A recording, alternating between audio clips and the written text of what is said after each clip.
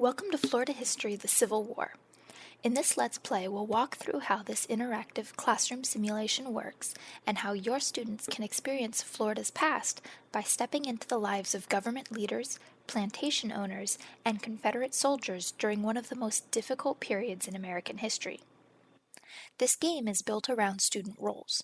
Each student joins one of three main groups: government officials, who control policy and spending; plantation owners, who manage crops and enslaved labor; or Confederate soldiers, who train and fight to protect Florida.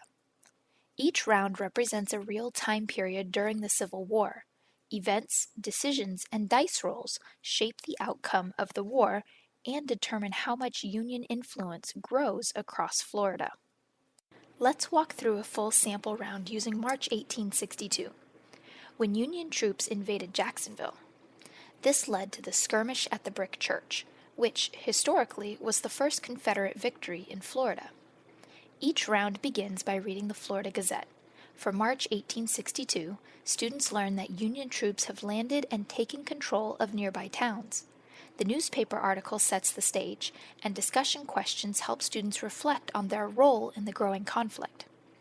After reading and discussion, the event is revealed. This turn, groups will have to deal with the first Civil War battle in Florida, the Skirmish at the Brick Church. Each event page gives a narrative summary of the event, instructions for completing the event or effects that it has, and historical notes that don't give away the historical outcome of the event. Government officials start the action phase of the game. This group should be a team of 2 to 4 students who decide on an action together. The government officials currently have 1 gold and 6 supplies.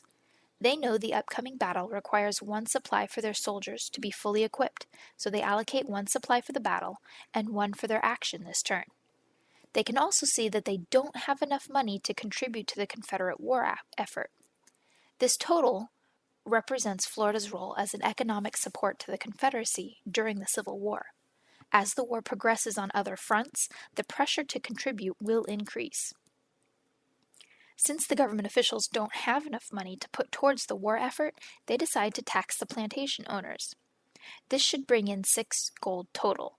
Since all of the plantation owners say they can pay, the government officials mark the income and then they pay their part of the Confederate war effort. At the end of their turn, they have 5 gold and 4 supplies. The plantation owners are up next. These groups should be most of the students in your class, so 2 to 3 groups of 4 to 6 students each. Each group will be able to make its own decision about the actions to take during their turn. The Union blockade is active, so planters have to decide whether to trade locally or risk a blockade run. Group 1's strategy has been to keep the morale of their enslaved workers up. They have enough gold saved to pay the upkeep on their plantation and still pay the war taxes. So, instead of risking the blockade, they decide to reward their enslaved workers. This brings morale up by 1 level to a 9, which means starting next turn, this group will get an extra food unit each turn because of how well they are treating their enslaved workers. They end the turn with 3 gold and 0 food saved. Group 2 has been all about the money. They do the math and realize that it's not worth trying to make a blockade run or to trade locally. They only get 4 food units each turn, since they had an enslaved worker escape last turn. Trading locally only gets them half the gold, which isn't enough to even cover expenses this turn. Blockade running costs a gold, in addition to what they have to pay in taxes and upkeep.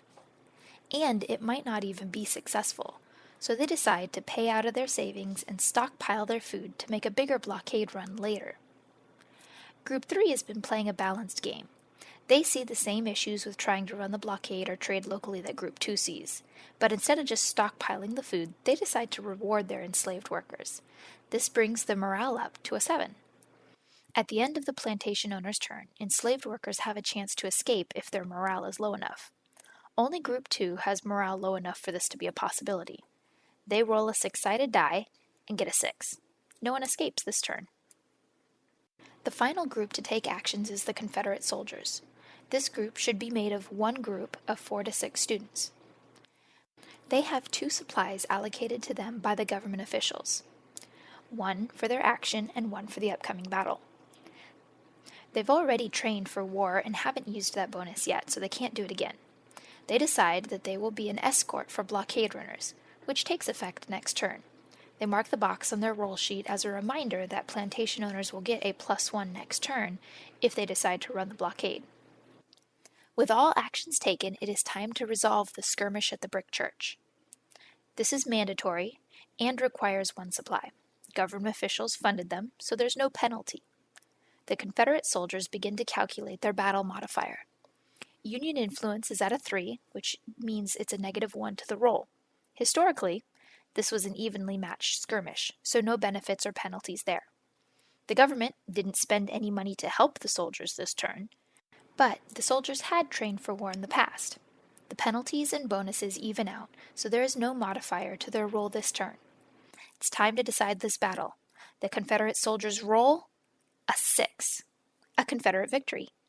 Union influence drops by 1, back to a weak presence that doesn't affect the battle rolls.